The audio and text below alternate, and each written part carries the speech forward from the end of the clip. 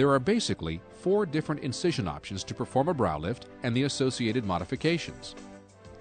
These include incisions just above the eyebrow, along the edge of the hairline across the head, incision number 2, which is called a hairline incision, or within the hairline across the head, incision number 3, called a coronal incision. Additionally, a series of non-connecting incisions across the head may be utilized for the endoscopic technique. Your surgeon should advise you of the peculiarities, advantages, and disadvantages of each of these choices and which one is ideal for you. Incisions directly above the eyebrow are rarely performed. Although effective at raising the brow, additional modification is difficult. The scar in this location may be the most noticeable, however it can be hidden and appear as a wrinkle in select balding patients or those with deep forehead wrinkles. The technique utilizing an incision at the border of the hairline allows excellent exposure, aggressive modification capabilities, and minimal hairline displacement. The scar can be more noticeable here, especially if chosen in the wrong patient.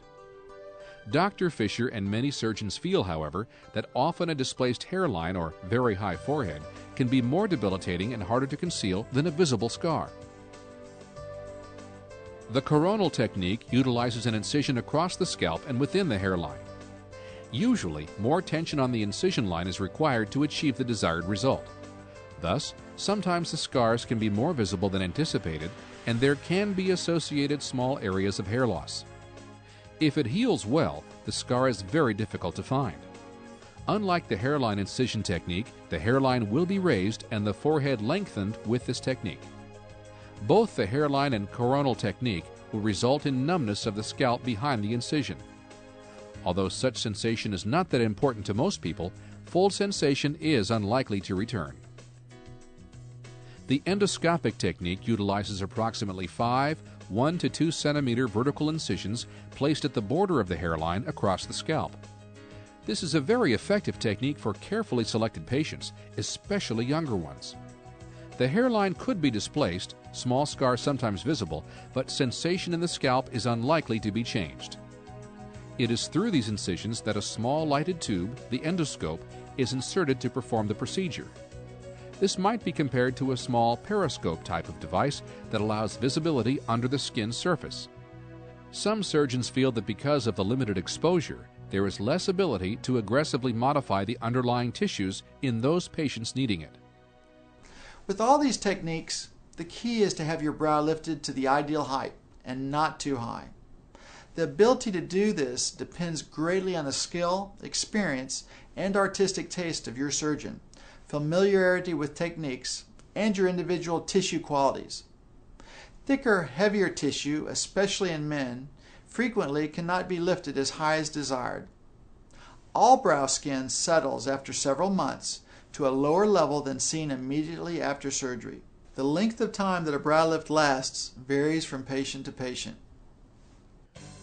The time it takes for the surgical procedure, as well as the postoperative instructions, varies greatly among surgeons and should be discussed in your consultation. Be sure to follow your doctor's postoperative instructions carefully. Brow lifts are safely and frequently performed under both general and local anesthesia.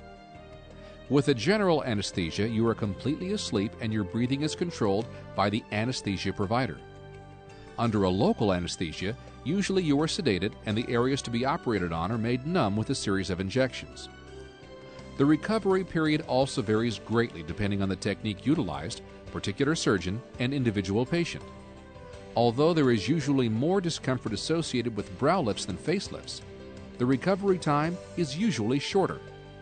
Generally, you could be back to work within 1 to 2 weeks. Exercise or vigorous activity should be avoided typically for 3 to 4 weeks. Because of this shorter recovery period and the additive effects which enhance a facelift, it is often beneficial to do them together. You would need that time for recovery from your facelift anyway. Your surgeon will outline a unique recovery plan with you. Frequently, small drains are placed during surgery under the skin to remove additional postoperative oozing and speed up the recovery period. These are usually painlessly removed 1 or 2 days after surgery. Many surgeons also apply a head dressing which is kept on for several days. Sutures or metallic staples are removed after surgery at a time advised by your doctor.